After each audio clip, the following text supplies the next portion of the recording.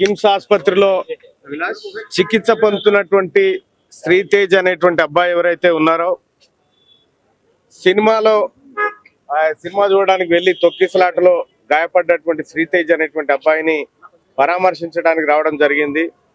అయితే లోపలికి వెళ్ళిన తర్వాత అబ్బాయి పరిస్థితి చూస్తే డాక్టర్లను నేను చాలాసేపు ప్రశ్నించడం జరిగింది. మీరు ఒక డేట్ ఏమైనా చెప్పగలుగుతారా రికవరీకి అంటే మేము చెప్పలేం సార్, ఇది ఏడాది పట్టొచ్చు, 4 ఏళ్ళు పట్టొచ్చు, ఎన్ని రోజులైనా పట్టొచ్చు అని చెప్పి వాళ్ళు చెప్తా ఉన్నారు.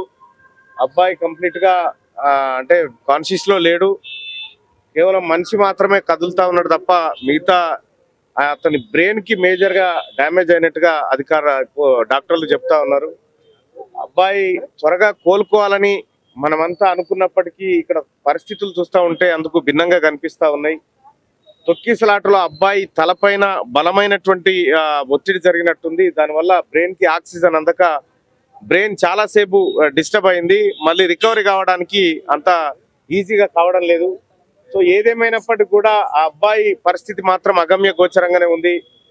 పుష్ప 2 సినిమా జయంగా వీళ్ళ కుటుంబం అంతా చిన్నాభిన్నం అయిపోయింది.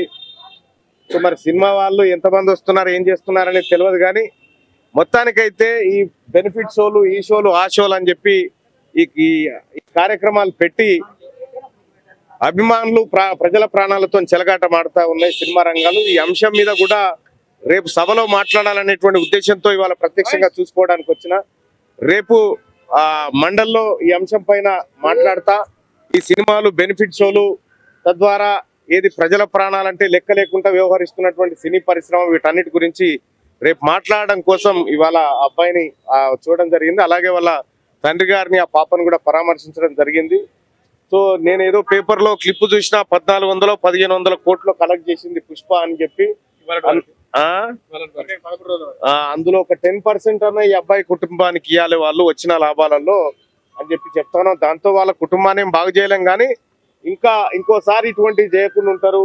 మొత్తం తెలంగాణ రాష్ట్రంలో సినిమా సినిమాలు ఎవరైతే తీస్తా ఉన్నారో వాళ్ళందరికీ కూడా ఈ బెనిఫిట్ షో ఈ జరిగిన ఘటన తర్వాత కూడా మేల్కోకుండా అదో అల్లు అర్జున్కి ఏదో అయిపోయింది అన్నట్టుగా పరామర్శకు రావాల్సిన అబ్బాయి తానికైతే అల్లు అర్జున్ దగ్గరికి పోయారు. ఈ సినిమా వాళ్ళకు కూడా ఒక మాట ఏంటంటే, అల్లు అర్జున్కి ఏం కాలేదు, ఆయననేం ఎలుకలు కొరకలే, ఆయననేం ఎవడు గిచ్చలే, ఇలా పరామర్శకు రావాల్సినటువంటి చోటికి రాకుండా అల్లు అర్జున్కి ఏదో అయిపోయిందని చెప్పి మీరు ఆయన మెప్పు కోసమో దేనికోసమో పోతా ఉన్నారు. పోతే బోర్రి, కానీ పైపెచ్చు అల్లు అర్జున్ అరెస్ట్ తర్వాత ఇదేదో కాంగ్రెస్ పార్టీ రాష్ట్ర ముఖ్యమంత్రి చేయించండి అనేటువంటి తిక్కల మాటలు మాట్లాడుతూ ఉన్నారు. అవి బంద్ చేసుకోరు జరా. సినిమా మందం ఉంటే మాకేం ఇబ్బంది లేదు, ప్రభుత్వాన్ని అస్థిరపరచాలి, ప్రభుత్వాన్ని బదనం చేయాలనేటువంటి కార్యక్రమాలు చేస్తే మేము సినిమాని కూడా ఏం చూడం. మేము పొలిటీషియన్లు కూడా అల్లు అర్జున్ అరెస్ట్ తర్వాత ఇక్కడికి వస్తున్నారు, గతంలో పొలిటీషియన్లు ఎవరు రాలేదు, అరెస్ట్ తర్వాత ఇక్కడికి వచ్చేస్తున్నారు. ఇప్పుడు first of all me media ఈ అబ్బాయి దగ్గరికి ఎందుకు రాలే? మీరంతా అల్లు అర్జున్ చుట్టూ ఎందుకు తిరిగారు? మీరంతా ఏడొచ్చారు? అల్లు అర్జున్ యాడున్నాడు, యాడ్ అరెస్ట్ అయ్యిండు, యాడున్నాడు, ఏం కథ, చిక్కడపల్లి అనేది ఎందుకు పోయారు? మీరు మీడియాలో అల్లు అర్జున్ కున్న వాల్యూ ఈ అబ్బాయికి మీడియా కూడా ఇవ్వలే. అందుకోసమే మీడియా కూడా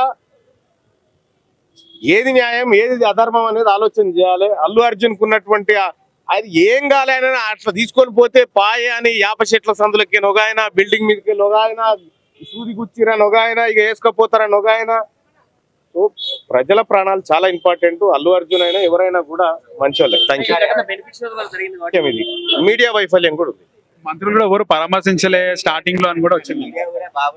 అదే చూపిస్తున్నానే, మంత్రులు కూడా ఎవరు ఇప్పటివరకు స్పందించలేదు ఇంతవరకు అని. ఏది ఇంతవరకు అల్లు అర్జున్ అరెస్ట్ ముందు మంత్రులు పెద్దగా స్పందించలేదు, ప్రభుత్వం పైన బాధ్యత లేదా అని కూడా అన్నారు. ఒకటి ప్రభుత్వం ఎంతవరకు చేయగలుగుతుంది? మీకు షాకింగ్ న్యూస్ ముఖ్యమంత్రి గారు సభలో ప్రవేశపెడతాడు, అప్పుడు చూడరు ఇక వీళ్ళ కథ. కేటీఆర్ గానీ బీజేపీ వాళ్ళు కానీ పెద్దగా స్పందించారు కదా అల్లు అర్జున్ అరెస్ట్ పైన. రేపు కేటీఆర్ అరెస్ట్ చేస్తే స్పందించాలని ఆయన బాధ ఆయనది. వాళ్ళకి రాజకీయ బాధలు ఉన్నాయి, మాకేమో ప్రజల బాధలు ఉన్నాయి, అంతే తేడా. ఫైనల్ గా ఏం చెప్తారన్న?